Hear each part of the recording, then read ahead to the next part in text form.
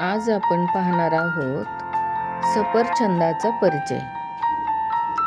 सफरचंदाचे झाड मोठे असते. सफरचंदाचा रंग लाल असतो. आतून सफरचंद पांढरे दिसते. सफरचंदाच्या बिया छोट्या आणि काळ्या असतात.